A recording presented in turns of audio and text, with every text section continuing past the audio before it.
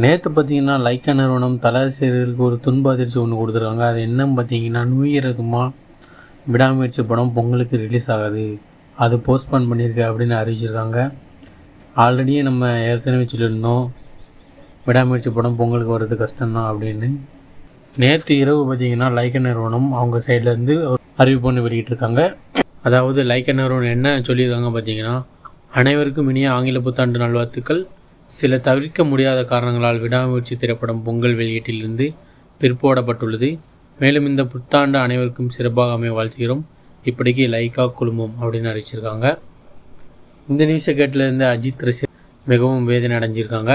நீங்கள் தலைஃபேனாக இருந்தால் உங்களுக்கு எப்படி இருக்குன்னு கீழே உள்ள கமெண்ட் பாக்ஸில் கமெண்ட் பண்ணுங்கள். அது மட்டும் இல்லாமல் பார்த்தீங்கன்னா, விடாமுயற்சி தான் வரல, சரி குட் பை அக்லியாட்டும் வரட்டும் அப்படின்னு சொல்லிட்டு ஹேஷ்டேக் போட்டு அதே ட்ரெண்ட் பண்ணிகிட்டு இருக்காங்க.